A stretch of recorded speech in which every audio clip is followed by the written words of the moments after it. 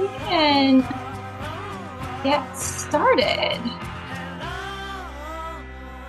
Great. Let's do it. Thanks so much, Nora, for getting us started and playing some fun Friday music. Hi, everyone. So nice to see you all. Thank you for taking time to join us. Fun to see so many of you that I see frequently. So, Sandy, Lynn, really nice to see you, ladies. Meg and others. Excited to have you all here. I'm Emily Rasmussen. For those of you who don't know me, I think most of you do, but I'm the founder and CEO of Grapevine, and these are our quarterly leader sessions that we've been organizing for a while now. And with Nora's good guidance over the last year, really kind of continuing them on a quarterly, continuous basis, and thinking about how we can make each one interesting and different and valuable for all of you. So we're extremely excited about today's session because we have a guest here, Carolyn. And Carolyn, I'm gonna have to leave you to pronounce your last name because I feel like I'm going to get it wrong. Carolyn Thayer Azoff. Thayer I think Azoff. it's called Thank a you. hard A, is what my 6-year-old who's learning how to read tells me. Good. Oh, good for her. Um, I also have a last name that is easy to mispronounce, so I'd rather just hear it from you.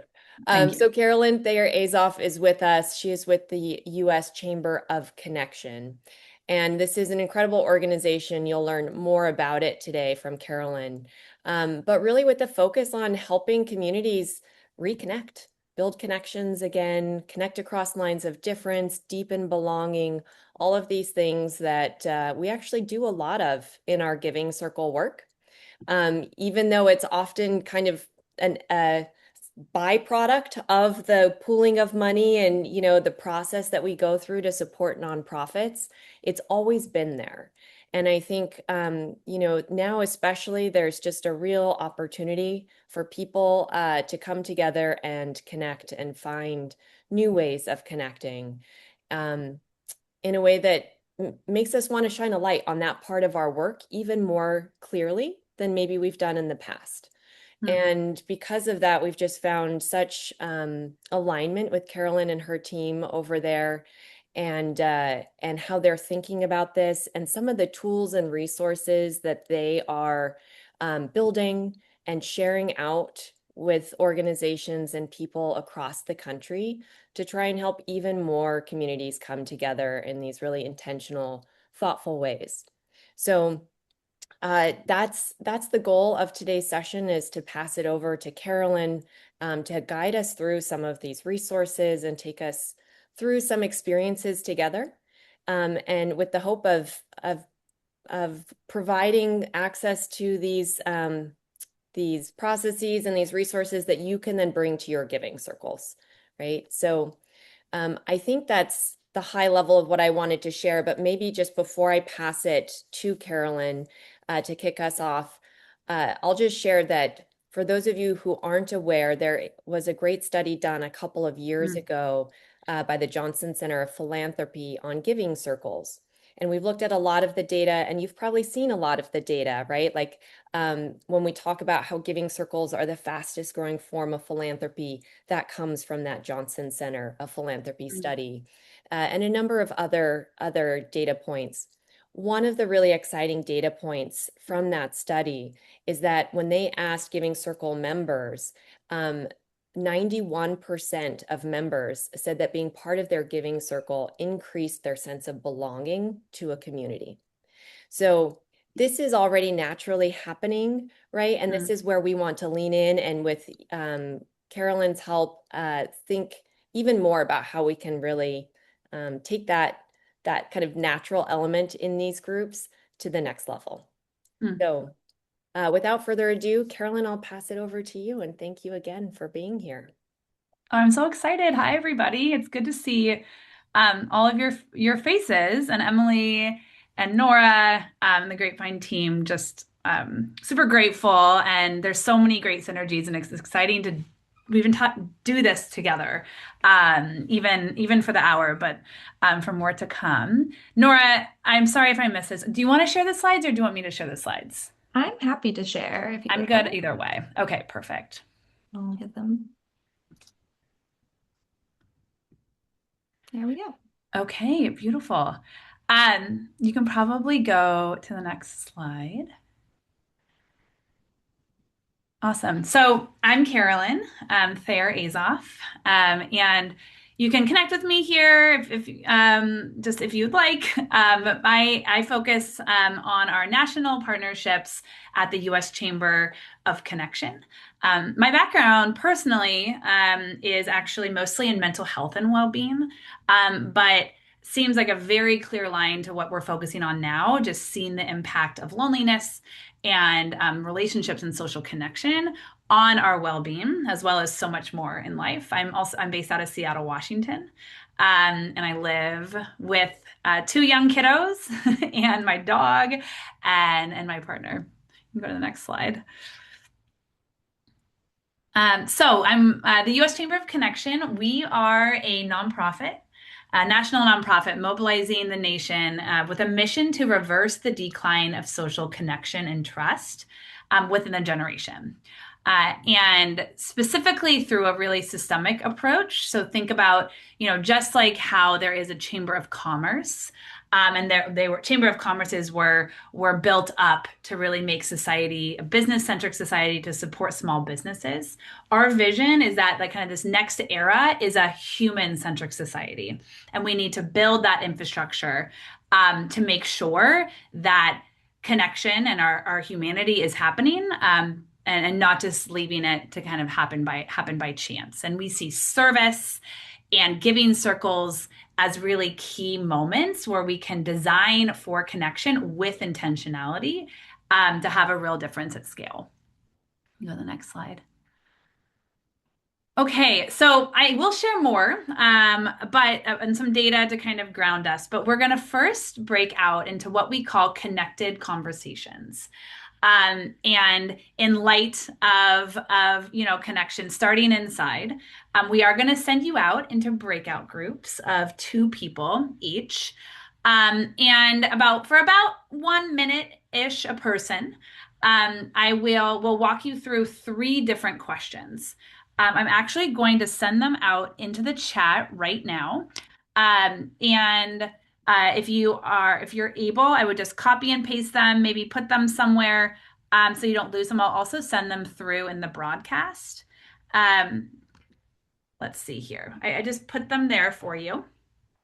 Basically, we'll be walking through first thinking about a time when collaborative giving felt transactional. What was missing from that experience? And then what was the impact of that feeling of feeling a bit transactional? And then we're going to move into flipping the script to think about a time when collaborative giving felt genuinely connective and what made it feel that way. And then what was the impact of that connectiveness in collaborative giving? And then finally, we're just going to wrap it up in a nice bow, thinking about, okay, what came up when we were talking about when it felt transactional, when it felt connective, and just one theme or feeling or insight that we can take forward into our conversation together, which is going to be, working together on identifying opportunities to bring more intentional design of connection into giving circles. Okay, so with that, please grab those questions if you can. We'll also send them over through the broadcast as well and with some nudges on timing. But can I have some thumbs up to make sure? Are we feeling good heading out into the breakouts? Okay, beautiful. We will see you then in about 5 minutes, and we'll make sure to broadcast those timing updates for you as well. Hello, everybody. Hi, Lynn. Hi, Sandy. Were you two together? Yes, Lynn and Sandy were together, yes. Yep. Okay. Hi, Liz. Hi, Kelly.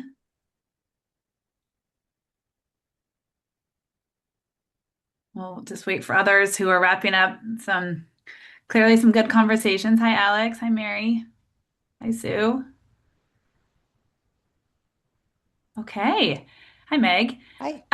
Amazing. So I'd love to, if you just want to pull up in your chat and share out, maybe a word that you want to carry forward with you. when it comes to how we can intentionally design for connection within giving circles. Would love to hear whether it's an insight or a feeling. Um, would love to have some group sharing stewardship. Yep, summer social. That sounds fun. Mhm. In person. Yep. Yeah, Rosie, glad to have you. Glad you were able to listen. Relationship building. Great. Expansion, social time in each meeting. It takes a village. Communications. Love it. Awesome. Beautiful. Well, we're going to be getting you out into breakout rooms again in a bit. But to set the stage about the Chamber of Connection and really the why behind our mission and also the why behind the potential, the connective power of giving circles as a catalyst for connection in society. I'm sure this might not be a surprise. Many of us have seen it in the data. The US Surgeon General shined a light on it when they declared the loneliness epidemic, and maybe we've even felt this in our own lives. But over 1 in 2 Americans is vulnerable or at risk when it comes. Oh, there's a puppy, Lynn. Sorry, I can't not see the puppy. Ah, I feel. Both of um, our ears perked up when you said you had a dog. oh, this is Colonel. I don't know if you can see him. I can't. Colonel with a K. um, okay. So we're over 1 in 2 Americans are vulnerable or at risk when it comes to social connection, right? It has been steadily declining since the 1960s. And I mentioned that my why was because I felt and saw the impact on mental health and well-being. But it impacts so many things across our humanity, right? Including our health, our democracy, our ability to connect with people who are different from us, right? Our political empowerment, our trust in others. So it's widespread impact. And it's uneven, right? When we think about this kind of the differences in the state of connection, we really think about this as an access issue, right? This is not a ability or a willingness or a desire for social connection, but there is a disparity in access. Access to relationships, to support, to shared places, to, things that are enabling social connection to happen. And I mentioned this at the beginning, but core to our approach is that we need the infrastructure for social connection, right? Society has decided, as we should, that things like healthcare and education and transportation, these are all important enough for as a society for us to have infrastructure around, for us to have the standards around, to have the systems, to have the funding, the volunteers, right? But we don't have that for our social connectedness. And we just expect that it happens. We expect it'll happen by chance. And the reality is that it doesn't a lot of the time, and it's been steadily declining. So, what does it look like to have infrastructure for social connection? It's really grounded in 6 points of connection that we have a ton of data on at the U.S. Chamber of Connection, also a lot across other fields as well. And when we look at the, 48% of people who are thriving when it comes to social connection, they have 6 points of connection, which are everyday, ordinary, place-based ways to build relationships. And so when we think about closing the connection gap in society, bringing us together as humans as opposed to apart, it's about making pathways or making these accessible to everybody. I'm just going to loosely go over these right now. Again, we have playbooks on these. We have data and research that is available to you and would love for you to dig into. In no priority order, the first one is having a neighborhood contact. So specifically, this is having one neighbor that you have the phone number for that you can call on when you're in a pinch during an emergency. And only about 40% of Americans have access to that. So you can imagine the impact that it has, not just on your rootedness and sense of community and connection, but also on things like, Community resilience, the ability to respond in a disaster or if you maybe fall at home, right? Community of identity, which is a community that you share similar values or lived experiences with, right? Who here has a community of identity that you're a part of? Mary, Lynn, Emily, yeah. One-on-one relationships, which is what most of us maybe think about so this is, but specifically having at least two interactions with some depth with somebody, with a friend or a family member a week. And less than 30% of people have this. Having a third place, which is a place outside of home and work where you feel connected, where you feel community, where you feel welcomed. Community of play, which is a community of people with whom you share a shared joy or a shared interest. And only about 30% of people have a community of play. We also see in the data that the community of play is the best on-ramp for the other 6 points of connection. So when somebody has a community of play, they're more likely to be thriving in the other five. I guess just a personal community of play is one that I'm feeling a real need for myself, right? As I became a parent, a lot of my interests and hobbies and like where I was getting that just kind of have taken a back seat. And so I'm trying to seek out I'm trying to get plugged into a tennis community, right? And then community service. And this is the real connective power of serving together. Volunteers serving together. Okay. I mentioned some of how we build the infrastructure at the Chamber of Connection at the individual, the regional, and the national level. And then finally, and again, these are just ways to think about how to meet and how to design for connection in your giving circles is also, the 6 points of connection. And also there's 5 life transitions where motivation and need for social connection are both high. And it's also where connection it can actually be a great catalyst for connection with others, or it can fail miserably. And that is moving, becoming a new parent, career changes, specifically losing your job, health changes, and then retirement.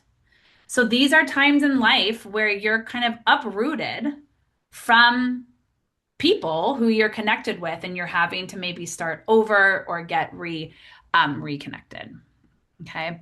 So super exciting opportunity. I think like also, as Emily said, there is already such great connection that is being built through giving circles.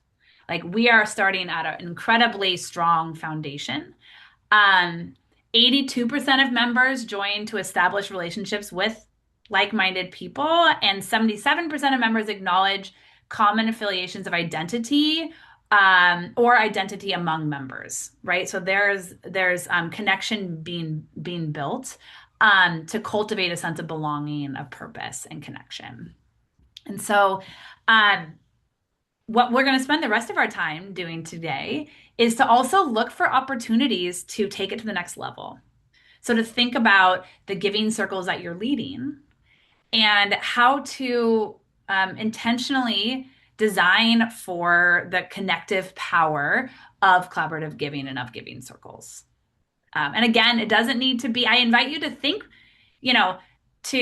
big, but it doesn't need to be like these are everyday changes and adjustments that can be made. Okay. Thumbs up. Does this sound good? I'm going to give a bit more, just a bit more prompting about like opportunities to look for designing for connection. So one is what we just talked about. So think about how might you bring in some of those elements of play or of identity or of third places right into your giving circles. Another key design opportunity is around consistency. So repetition of content, familiarity, right? I think this is even just inherent to the giving circle model, right? But smaller pods, named roles within the giving circle, things like that. designing for mutuality. So that, we all have something to give and receive. Giving circle, like, so even thinking about your connection to the community, where are moments of reciprocity or that can be designed for? And then finally, hosting the human moment. So think about the opening, the closing, moments of vulnerability, right? Some examples of that are maybe there's like we had connected conversations at the beginning today. How are you bringing in storytelling, right? Who even is responsible for holding the moment? Is that you? Is that somebody else that you can empower in your giving circle? Okay. Okay. So with that, we are going to send you out into your breakouts. It's going to be of about 3 to 4 people, depending on how the numbers land.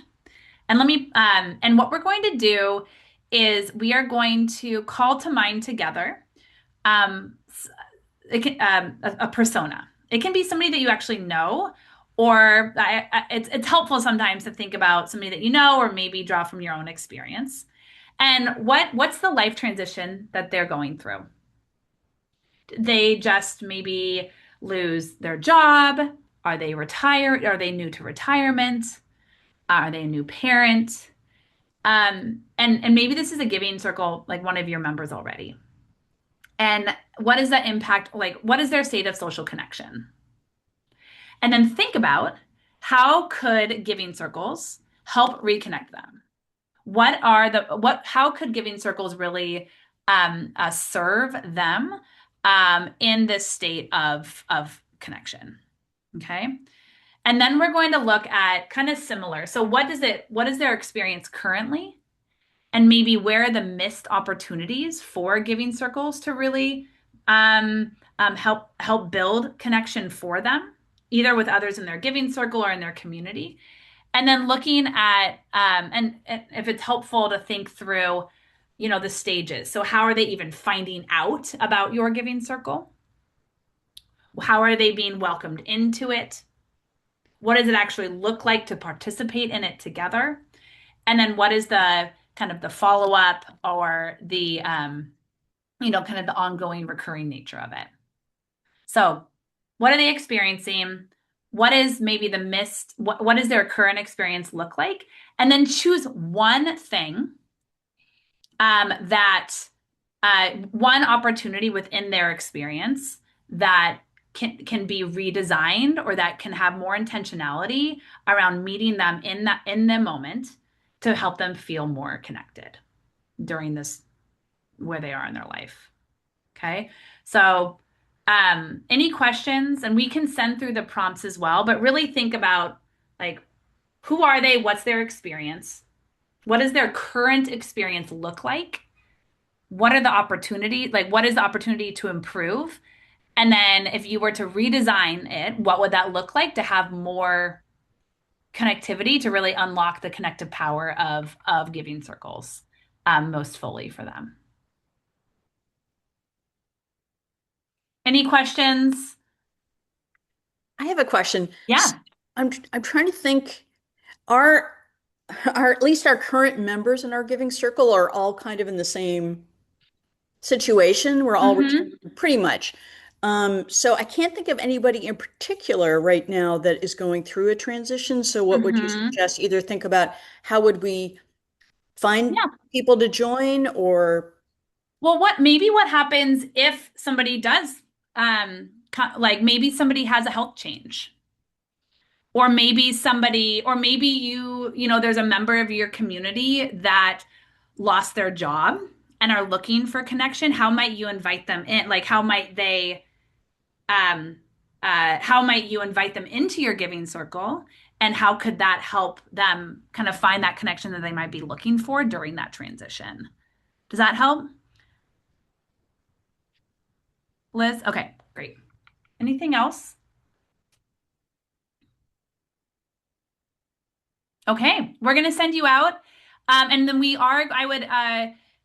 I would just have, one person designated to share out just quick popcorn learnings around really what you redesigned and how you would know that that connection happened. We're gonna do a group share at the end before we close. Excited to hear what you discuss, and we'll see you here in about 10-ish minutes. Okay, see you then. Welcome back.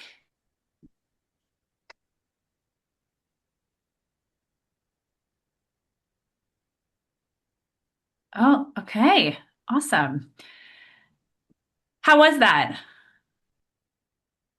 Good. Okay, so we're gonna let me get back my slides real quick. Um, we're gonna do just some peer sharing. I think what's great about this is it's so interesting to see kind of the different directions that people go. And so I'd love for just one representative. I think were there three groups? Yes. Okay, beautiful. So just to take about a minute-ish, maybe two, to share. Who did you design for? So what was, if you gave them a name, what was their name? What was the life transition and kind of how that impacted their social connection? And then where you saw the opportunity to more intentionally design for connection. And then how you would know that connection was happening for them in your giving circle. So would love to, I guess, whoever wants to go first, whoever is the lucky number one.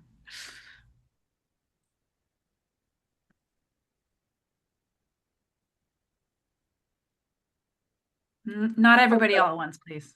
I can share. Great. Thank you. So my giving circle was designed for women that are new to our community. They just recently moved in, or they've been here for a while and have not connected with maybe people outside their neighborhood. They're looking for a church community and a church family to get involved with.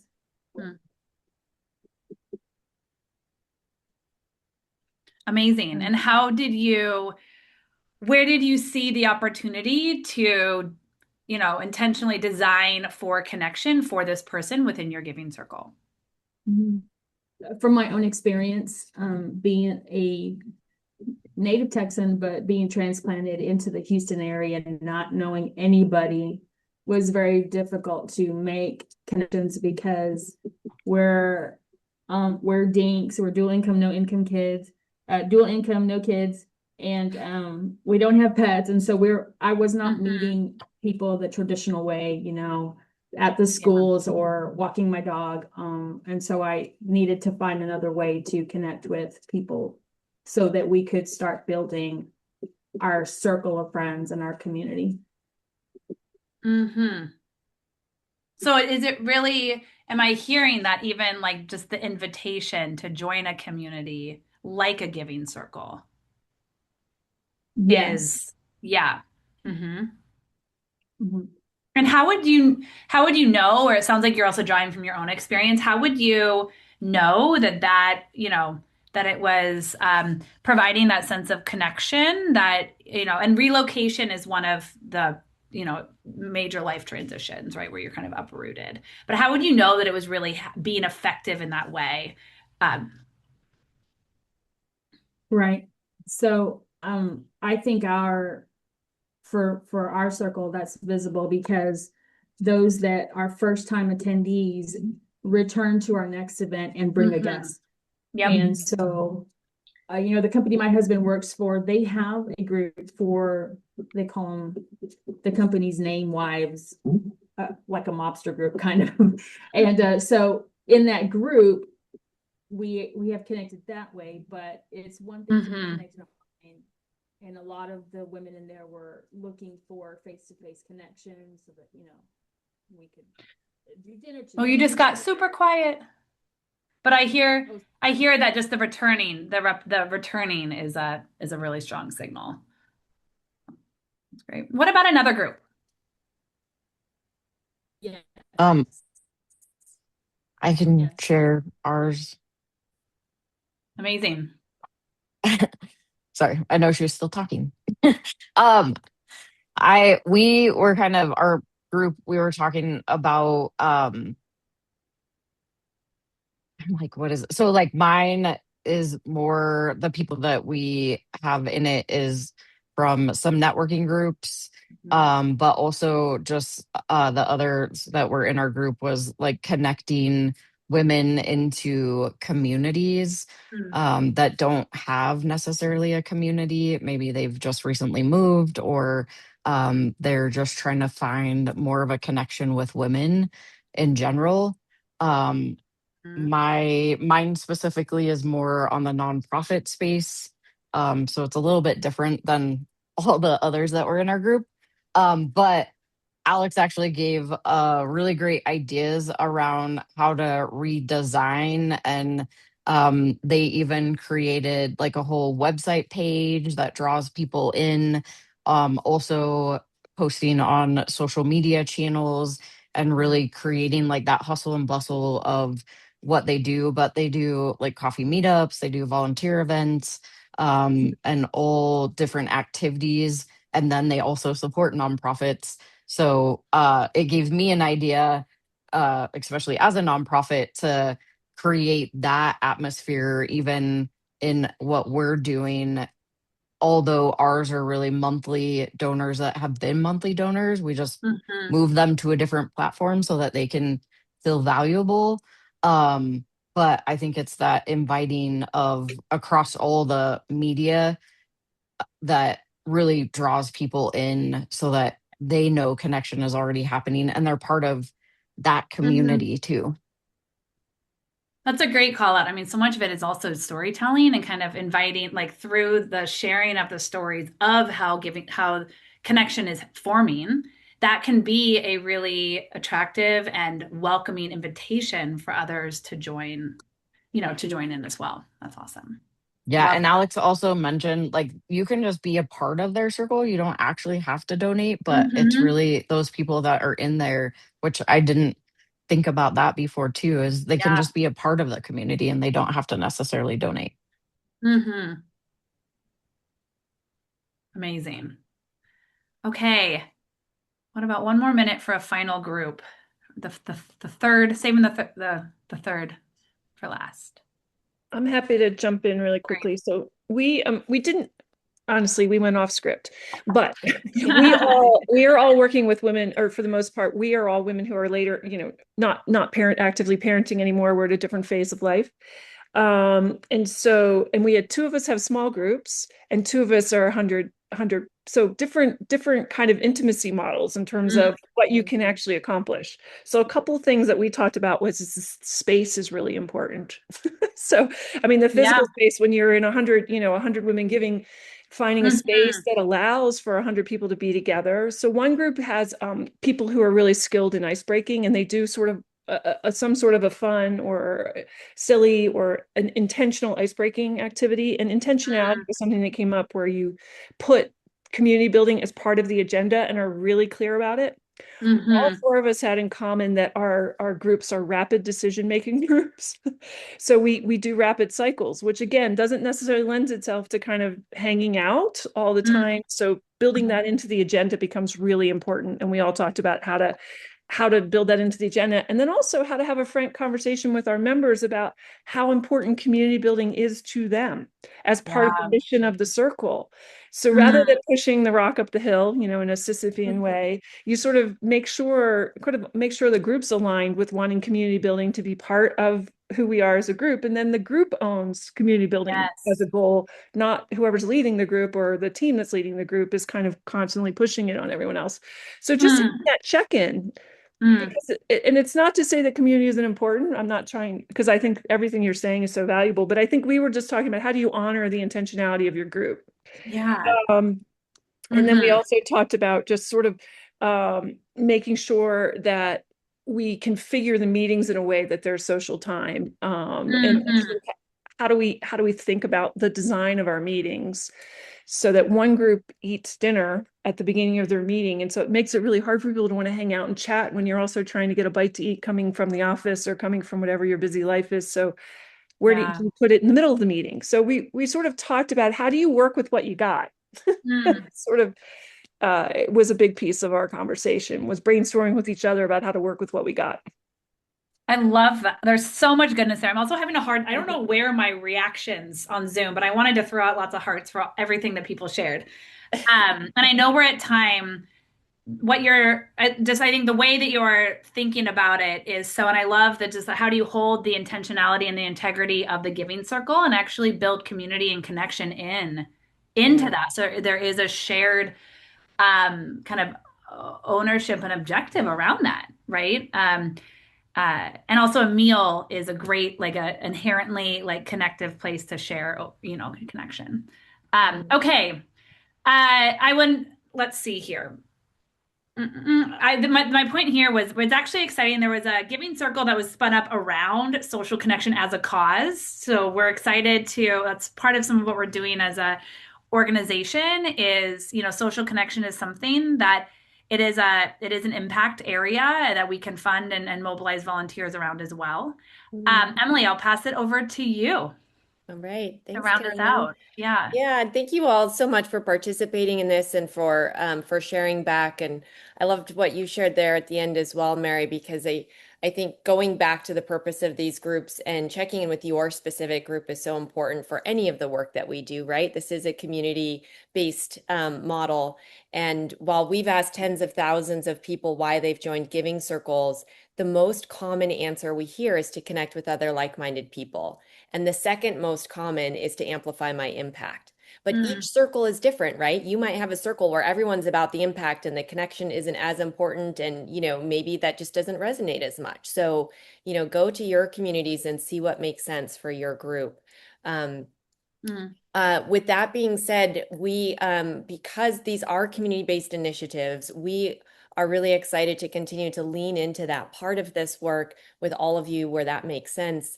And one of these exciting initiatives coming up that Carolyn's team is really helping to, or is leading, I shouldn't say helping, but is really leading, is this Welcome Week in the fall.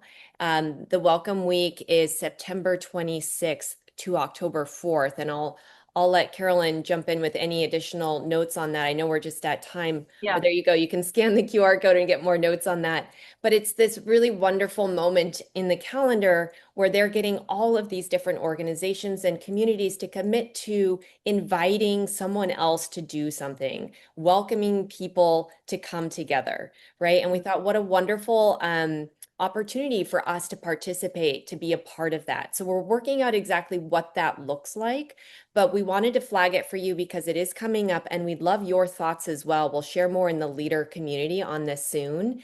But the current idea is that this is a great moment in the calendar for you to share with your members to say, hey, let's be part of Welcome Week. For example, maybe the ask could be, let's each commit to welcoming one other person outside of our group into our group, to inviting them in during Welcome Week. It can Mm, be a great tool for you as leaders to kind of engage and rally your members in order to bring more people in, or mm. perhaps to an event outside of your giving circle, right? It doesn't have to be giving circle specific. Um, but anyway, wanted to flag that that's coming up. I'll turn it back to you, Carolyn, for any last notes on that, and then Nora for you to close us out, I think. Yes, awesome. I will add one more here. Okay. Where's my Zoom? Is just some resources for you. So in addition to Welcome Week, there is we have a resource that's around funding social connection. I know we all like it's more for maybe new people who are starting giving circles or as you think about ways to give and how we're having a webinar and also have a whole resource on the market for funding social connection. So thought that might be kind of interesting and relevant for you as well. So I will put that in the chat too, just as an additional resource. And then you have my information. I'm also, super close contact with Emily and Nora and team. So just here is a resource and excited more to come on ways to design for a connection and also Welcome Week as well. Nice.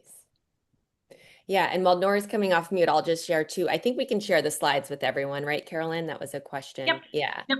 Great. So we'll send those, and we'll send those in the leader community too, because one other thought that came up while you all were in the breakouts is how nice it would be to expand and extend this conversation. So, keep an eye out for some posts in the leader channel from us. We'd love for you to weigh in, and hopefully we can get some other thoughts flowing from others who weren't able to join today as well, and have that as a resource. Okay, Nora, over to you to wrap us up. Yes, and I know that we're over. So thank you all so much for adding a few extra minutes to this call to stay with us and wrap up. I'm launching just a quick feedback poll for everyone. If you have a moment to fill that out, just let us know how you felt about today's session. The feedback really helps us plan these and know what is resonating and what's not resonating with folks. So it's really helpful to us. In addition, you may have seen in the aforementioned leader community that we have just launched a match campaign with Fidelity Charitable. I'm adding that into the chat if you want to check it out again. It's a really exciting opportunity for any giving circle that's located in one of the 13 states that they're choosing to focus on that have historically received less funding than coastal states. It's a really exciting opportunity for anyone located in those areas, or if you know of a circle that's based there, pass along the opportunity to them. We're also going to be launching another match very soon with the Movement Voter Project. So again, check out the leader community for that information. There's going to be more to come, more exciting things in that group. And again, thank you all so much for your time today. And if you have any questions, feel free to reach out to the community team or to drop them in that leader community. And we're here for you. Thank you all so Amazing. Bye, everybody. Thank you for being here. Have a good weekend. Thanks all. Bye. Bye.